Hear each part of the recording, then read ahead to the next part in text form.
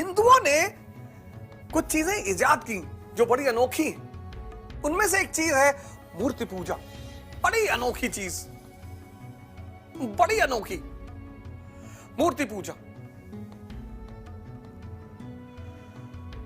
लेकिन कभी कभी कुछ चीजें पैदा होती हैं कुछ उद्देश्य लेकर, और बाद के लोग जिस उद्देश्य को लेकर वो पैदा हुई थी वो भूल जाते हैं। बस वहीं पर वो चीज जो कभी अमृत थी वो जहर बन जाती है। स्वामी दयानंद सरस्वती ने मूर्ति पूजा का विरोध किया, कबीर ने किया, पाथर पूजे हर मिले तो मैं पूजू पहाड़। इसका मतलब मूर्ति पूजा गलत है? नहीं, गलत है ही नहीं। इस दुनिया में गलत कुछ भी नहीं है। जब भी कोई चीज अपने वास्तविक स्वरूप से भटककर, फिर से सुनिएगा, जब भी कोई चीज अपने वास्तविक स्वरूप से भटककर पतन का कारण बनने लगे तब वो गलत बन जाती है।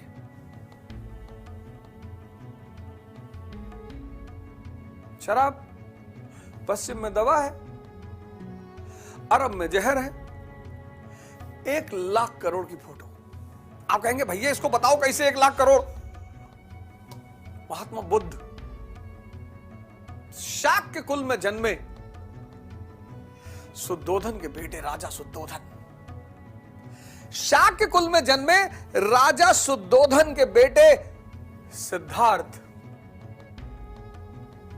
बड़े परेशान हुए। राजा सिद्धार्थ, जैसे आजकल हमारे मां बाप परेशान होते हैं, कुंडली बनवाते हैं, कुंडली दिखाते हैं, और गलती से अगर कुंडली देखने वाले ने कह दिया कि अरे भैया बड़ा संघर्ष है, तो चपरासी के जीवन में संघर्ष नहीं है।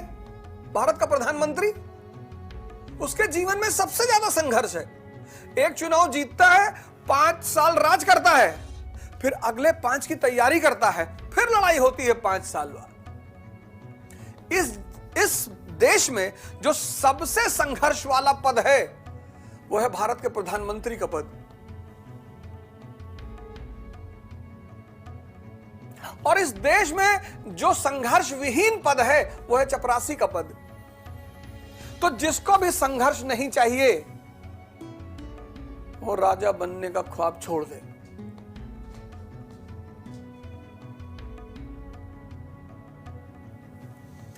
जिसको भी संघर्ष नहीं चाहिए वो राजा बनने का ख्वाब छोड़ दे।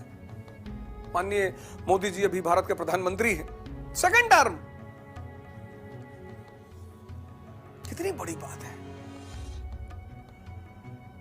एक सामान्य, अति सामान्य घर से निकला हुआ व्यक्ति एक प्रधानमंत्री के रूप में, बाद में इतिहास उनका विश्लेषण कैसा करेगा मैं उस पर नहीं जा रहा हूं, एक व्यक्तित्व के रूप में एक अति सामान्य घर, 2nd टर्म भारत का प्रधानमंत्री लाल बहादुर शास्त्री जी, अति सामान्य,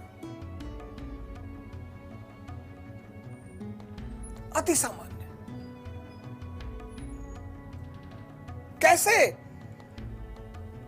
क्यों, क्या तरीका था, क्या रास्ता था? ये इनके पिताजी ने बुलाया होगा पुरोहितों को। किसी पुरोहित ने कह दिया, किसी महात्मा ने कह दिया, किसी संत ने कह दिया कि आपका बेटा बहुत बड़ा सन्यासी बनेगा। अब राजा के दिल पे तो चोट पहुंच गई कि सन्यासी हम नहीं बनने देंगे। अरे तुम्हारे हाथ में है ही क्या जो तुम नहीं करने दोगे?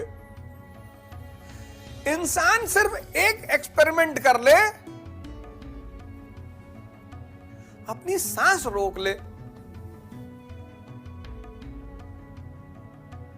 और अगर उसकी सांस उसके कब्जे में आ जाए तब वो सब कुछ कर सकता है।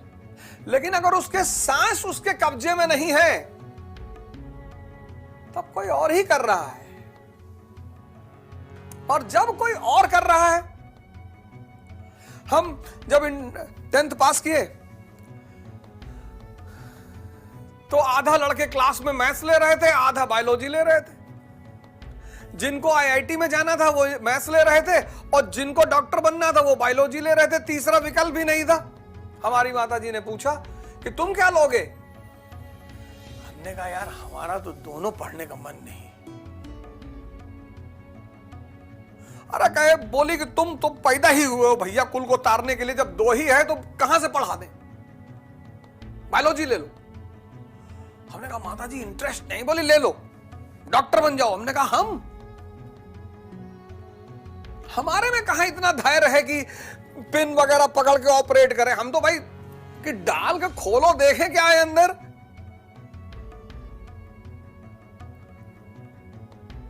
रोते गाते 11th पास किया, 12th पास किया। मैं इस देश और इस दुनिया के सभी मां बाप से निवेदन करूंगा कि जहां तक संभव हो सके अपने बच्चों के मत का भी सम्मान किया करिए। करना उन्हें है, लड़ना उन्हें है, युद्ध उन्हें करना है। तो जो अस्त्र वो उठाना चाहे उठाने दीजिए। जब अपनी मर्जी का अस्त्र उठाएंगे तो ज्यादा अच्छी लड़ाई लड़ेंगे।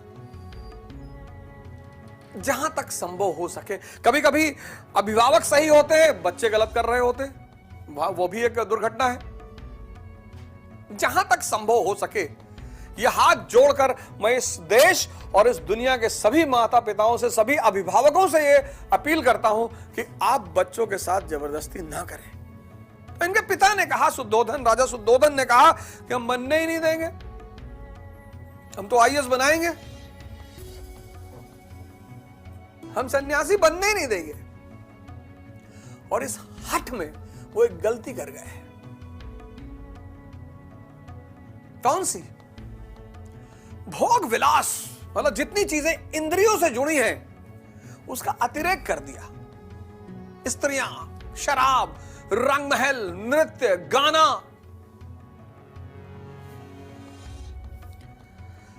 और 4 दिन लगातार आलू खा लोगे तो आलू खाने से विमुख हो ही जाओगे। नियम है, इंद्रियां किसी काम को सतत नहीं कर सकती।